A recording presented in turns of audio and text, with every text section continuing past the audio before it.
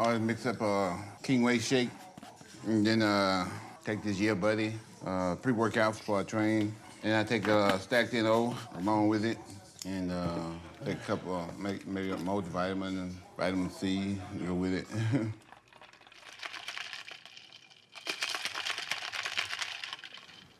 How much pain do you feel every day on a scale of 1 to 10? 9, 10. Yeah, it's pretty heavy. When I do appearances, my pain level goes up to like a 12, 13. It's almost unbearable. It's almost unbearable. If I'm in a whole lot of pain, I'll just sit and just do the appearance and have people take pictures. But for the most part, you know, I always try to stand up.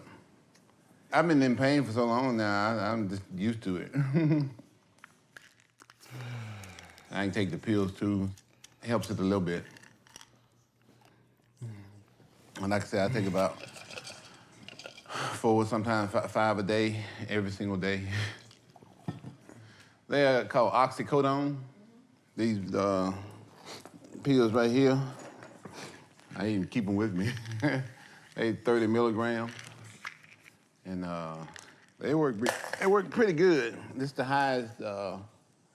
highest potency you can get is 30 milligrams. So it eases the pain up a little bit. For about 3 or 4 hours. And then it comes right back. I take another one.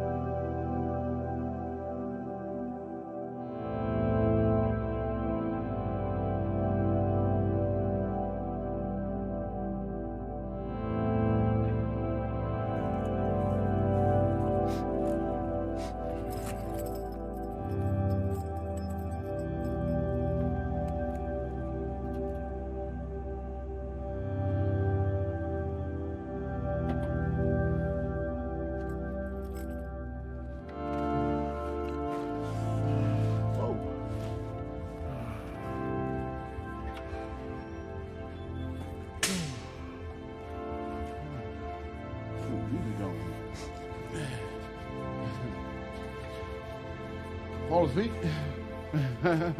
Oh.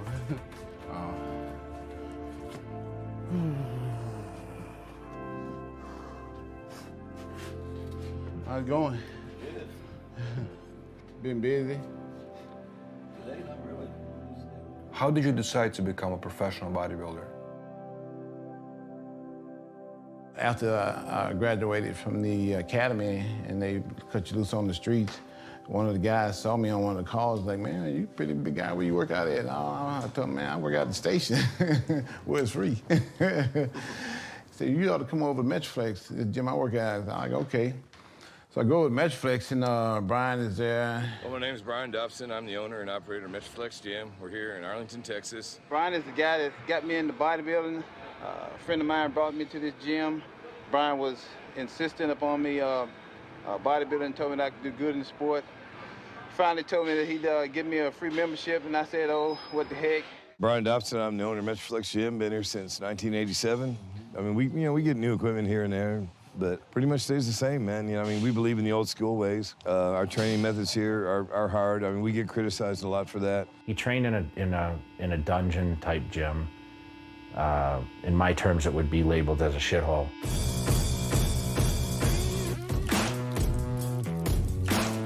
Rusty weights and very dusty and whatever.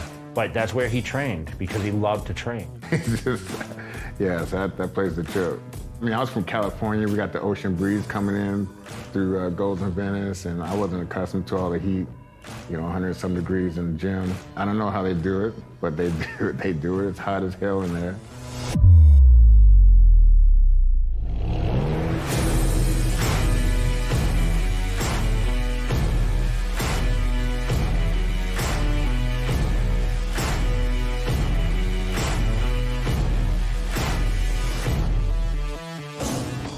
soon as he walked in, I knew who it was. He had the red sweatshirt on, and you could see the veins, like, you know, bulging through this thing, you know?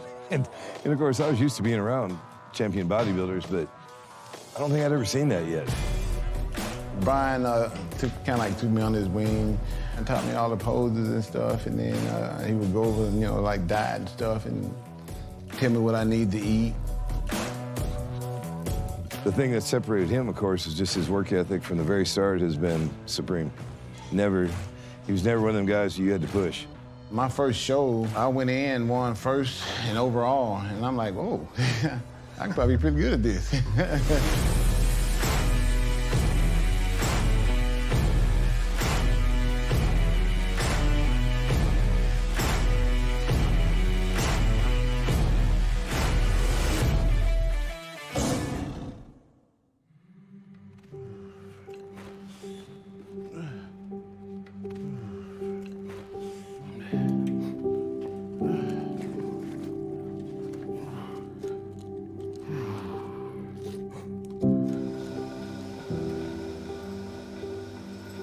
When I was in high school, the gym I worked out was like Metroflex. When I was in college, the gym I worked out at was like Metroflex. So I got accustomed to working out at a gym that had no AC, there was dirt on the floor, there was no carpet. And I kind of like fell in love with that type of gym. You know, you get used to a certain thing, you just don't want to change, because that's kind of like what's worked for you your whole life. And you fall in love with it, and that's what you want to do. And that's what Metroflex is, and that's what it's been for me all my life. Yeah, it's what I'm accustomed to doing, and it's what made me successful. So, like they say, if it ain't broke, then you know you ain't got nothing to fix there.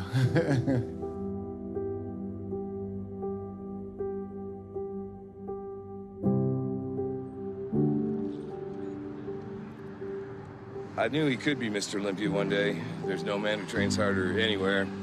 I truly believe that if Ronnie put his mind to it, he could set the all-time record in powerlifting, and not only be the greatest bodybuilder of all time, but the greatest powerlifter of all time also.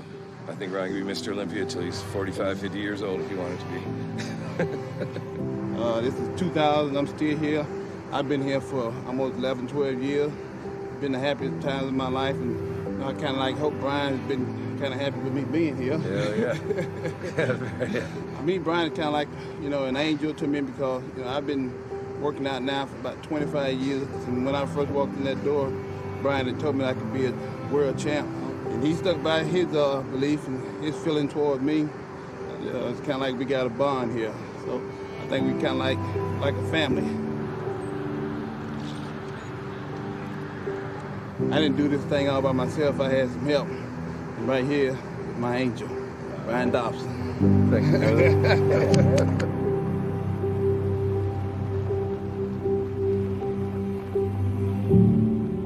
One of the stories that stands out to me goes all the way back to 1992, Helsinki, Finland. I believe that was Ronnie Coleman's first Mr. Olympia. He and I were one of the last at the baggage claim, and I thought, what's he doing here? Like, who's he here with? I didn't know that he was actually there to compete in the competition. And lo and behold, by the time the show was going on, he was backstage warming up.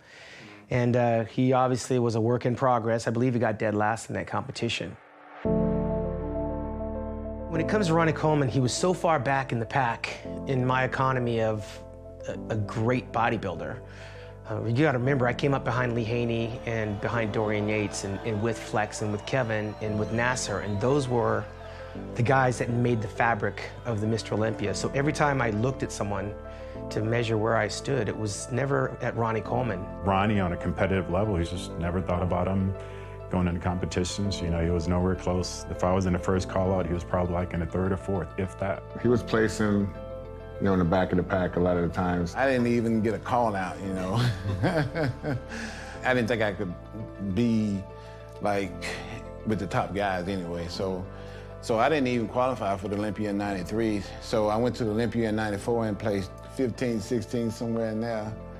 But at least they called me out and compared me to the other guys. So 1995 rolls around, and I went to the Olympia that year, and I think I placed like 11th, somewhere in there, 12th, somewhere in there. So, you know, I'm moving up in place and I'm doing a little bit better, you know. In '96, I did pretty good in the Olympia. I ended up in like 7th place that year. So things are getting better and better every year. '97 rolls around, and that year at the Olympia, I got 9th, you know. I started noticing, you know, this is the first year and the second year, same thing. Third year, same thing. So Ronnie would be on the road with Vicky Gates and just carrying his food. We're talking about you got to go from Spain to compete in Italy, and you know, so he's got this whole thing mapped out. He's taking trains, you know, we're flying and stuff. And I'm like, dude, why do you keep doing this? I felt like saying, why are you wasting your time? I was like, man, what are you doing? I mean, if I wouldn't even do this if I'm not winning. That's my approach, because I'm out there to win. And Ronnie looked at me and he says, because I love doing it. And man, I love bodybuilding. He said, man, I love bodybuilding. You know, when he said it like that, I was like, damn, yeah, you must really love it, you know? Well, I can remember like it was yesterday. They finally let me in the Arnold Classic. The show before the Arnold was the Ironman, and I ended up in like 3rd place, I think. But the guy who won the show was Lee Priest. I'm like, man, how did he beat me? You know, Lee about this tall. I'm like, I don't know if this is sport for me. So I'm at the Arnold Classic, and I remember going after the prejudge. I went back to my room.